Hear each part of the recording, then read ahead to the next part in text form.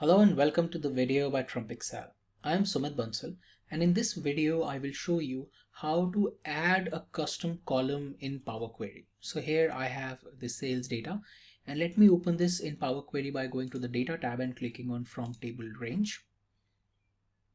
So here I have the data, and what I want to do is in this data I have the quantity of the product sold. So in this case, the first record, there are 10 printers sold. In the second one, there are 18 whiteboards sold, and I have the price for each of this.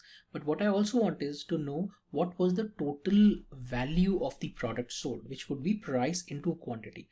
But this is not there in this data set. So what I can do is I can add a custom column and then I can create that formula in it. So to do that, I would go to add column here, and I have these options, and here I have the custom column option, and when I click on it, it'll open the custom column dialog box. Now here I can specify the name of the column that I want. I can specify it here or I can change it later, but let me do it here.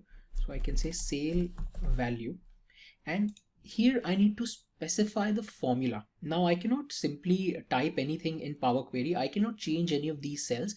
I can only create a formula that would be applied to the entire column.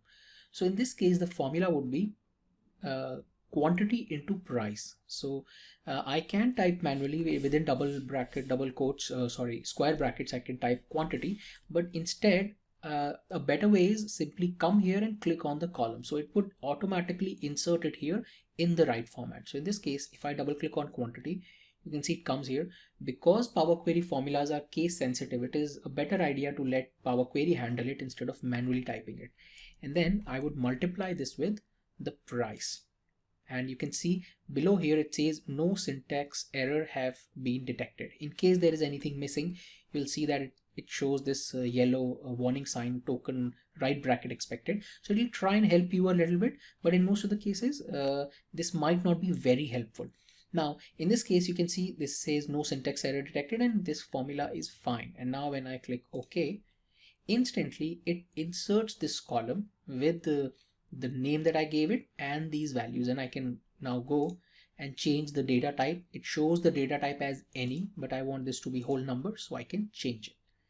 Now this was a very simple formula, and you can enter and use other formulas that are made available by Power Query. So if I go to add column here, custom column, you can see it says learn about Power Query formulas, and you can use many different formulas. There are many different things that you can do. You can extract data, you can check for values, and if you want to use those formulas, unfortunately there is no IntelliSense, you don't know what the formulas are.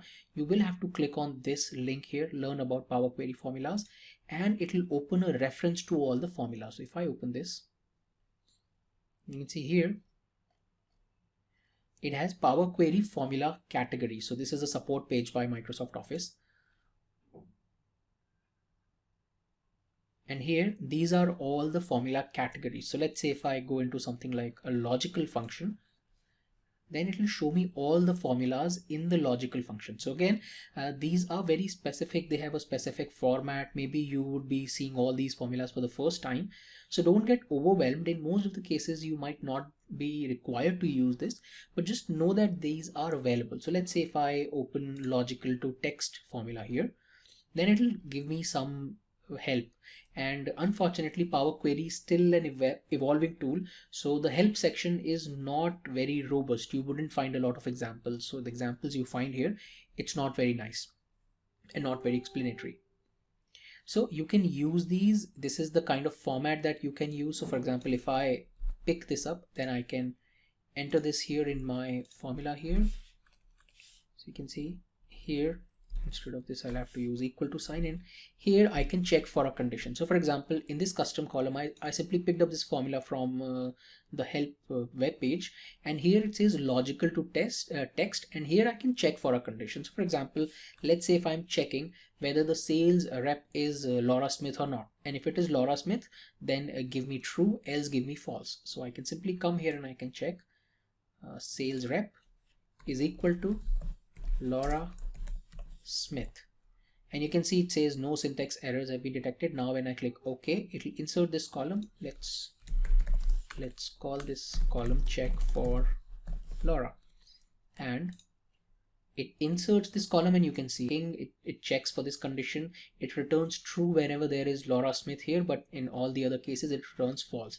Now obviously there is a better way of doing it and I'll show it to you, which is using conditional column, but you can use all those formulas in the custom column, and if you need to, just go through the list of formulas and try your hand at it. That's it in this video. I hope you found this useful. Thank you and have a nice day.